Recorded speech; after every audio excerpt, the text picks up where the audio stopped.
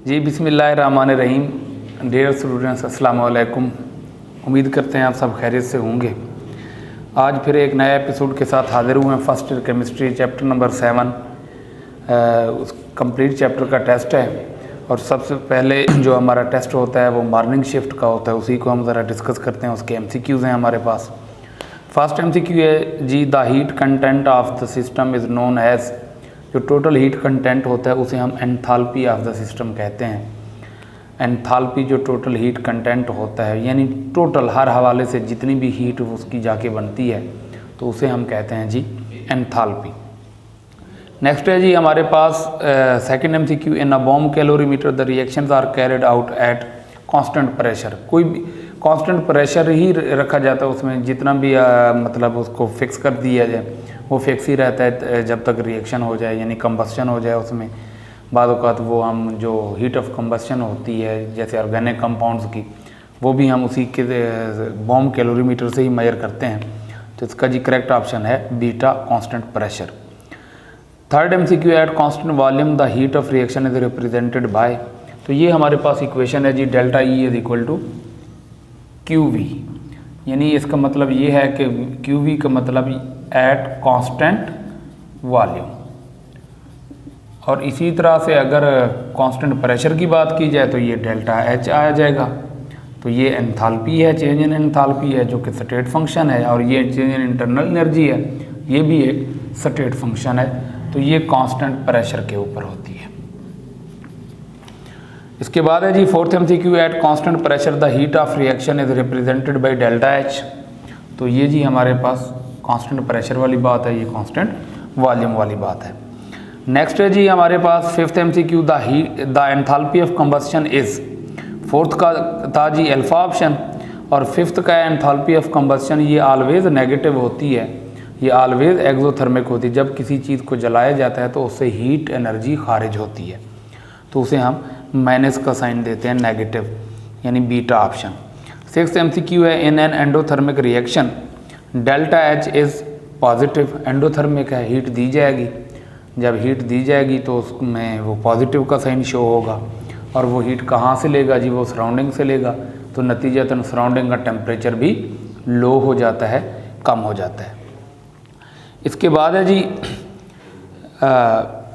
Sixth का, in an endothermic reaction delta H is positive, alpha option. Seventh है, if an endothermic reaction is allowed to take place very rapidly in the air the temperature of surrounding. यानी air का जो temperature होगा वो decrease हो जाएगा, क्योंकि endothermic reaction है, एयर से सराउंडिंग से हीट एब्जॉर्ब होगी सिस्टम के अंदर, तो सराउंडिंग का टेम्परेचर लो हो जाएगा। एट्थ है जी, calorie is equivalent to 4.184 joule. ये इसके इक्विवेलेंट होता है जी 1 कैलोरी।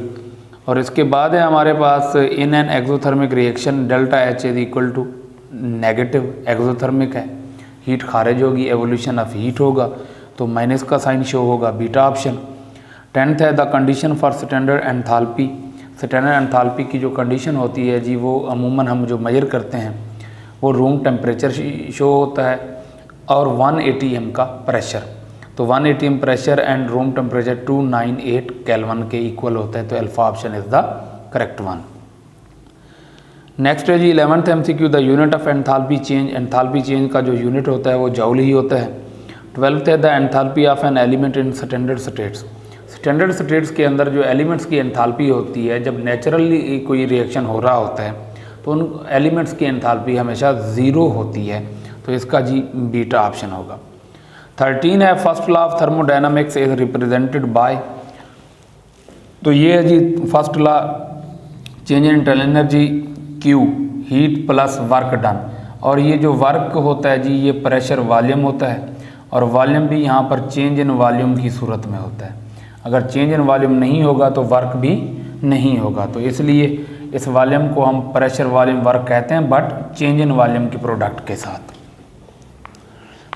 नेक्स्ट है जी हमारे पास 14 MCQ, total kinetic energy is due to.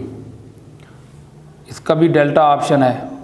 Translational motion, rotational motion, vibrational motion, ये सारी मोशन होती हैं। और मोशन की वजह से जो एनर्जी होती है वो काइनेटिक एनर्जी भी होती है।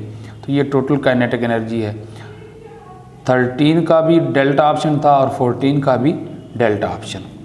15 MCQ जी, which property of gas is a state function. तो एंथैल्पी भी स्टेट फंक्शन है, एंट्रोपी भी स्टेट फंक्शन है, प्रेशर भी स्टेट फंक्शन है। तो इसका जी करेक्ट ऑप्शन आएगा ऑल ऑफ दीज।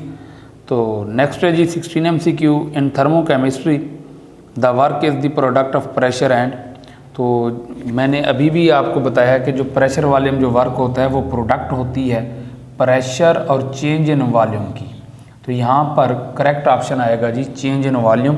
अगर वॉल्यूम चेंज नहीं होगा, यानी कि जैसे हम कहते हैं जी फोर्स और डिस्प्लेसमेंट की जो प्रोडक्ट होती है फिज़िकल वर्क में, हम फिज़िक्स में पढ़ते हैं, तो इधर जो थर्मोकेमिस्ट्री की बात होती है, यहाँ पर जो फोर्स मैटर कर रही होती है वो होता है जी प्रेशर, और जो डिस्प्लेसमेंट होता है जी उसका चेंज इन वॉल्यूम।